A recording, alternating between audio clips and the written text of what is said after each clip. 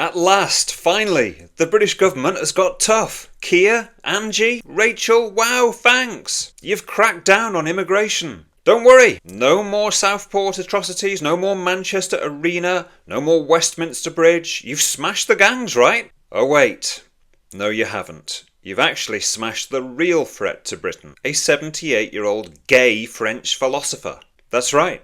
Not terrorists, not criminals, not traffickers. The big danger, apparently, is Renaud Camus. So who is this monster? A scholar, a writer, a gay icon, a man with multiple degrees, a master's, educated in Oxford and at the Sorbonne. He's taught French literature in the US, as you do. He even ran for French president in 2012. Oh, and he's a laureate of the Académie Française. That's right, one of the immortals, as in literally what they call its members. But here, he's a national security threat, banned from entering without appeal. And what was this old man going to do here? Strap on a backpack and pop down the O2? Buy a kitchen knife and blame it on his mental health? No, he was going to give speeches. One of them at Oxford University. You know, that famous cradle of extremism. And by the way, he said publicly that violence and extremism are the opposite of everything I fought for my whole life. But in today's Britain, being reasonable is more dangerous than being radical if you challenge the narrative. So what's his crime? What's got him banned? He talks about what he calls the Great Replacement. The idea that Europe's native populations are being steadily replaced through mass immigration, with full support from the political and cultural establishment. I think what is going on in England as what is going on in France or in any of the Western countries is a crime.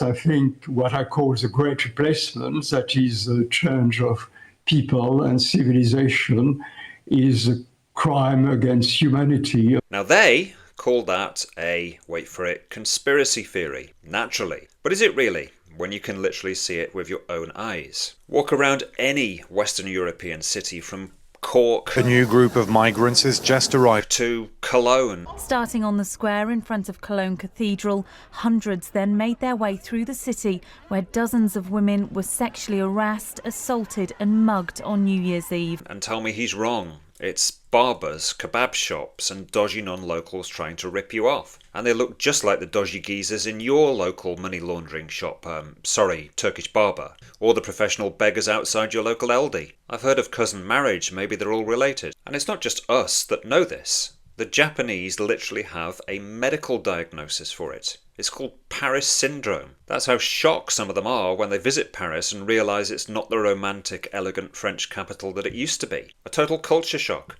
Same when they get to London. They're like, where are the English? Camus is right. What was once beautiful, cultured, cohesive has become fragmented, tense and alien. And everyone knows it. But saying it out loud, that gets you banned. He didn't create this. Labour and the Tories did. Successive governments that pushed this change, even when the people begged them to stop. You can't say anything about the immigrants because you're saying that but all these Eastern Europeans what are coming in. Should never have put me with that woman.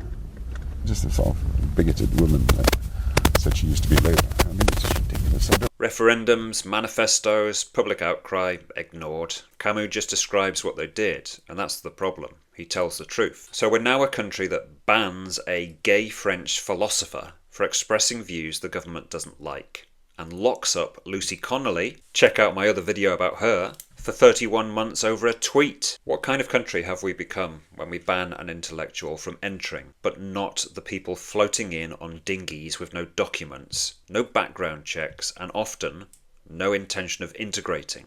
They hobble up a ramp and into the UK's bulging asylum system. A country now that's scared of books, but not bombs, that censors thinkers, but not traffickers, that silences poets, but welcomes chaos. Camus isn't the threat. The real threat is a government that fears its own people, a ruling class that would rather demonise truth-tellers than face the consequences of its own betrayal. They opened the borders, erased the culture, ignored the public, and now they're banning the witnesses. Because if people like Camus are allowed to speak, the whole rotten edifice starts to crack. And they'll do anything to stop that from happening.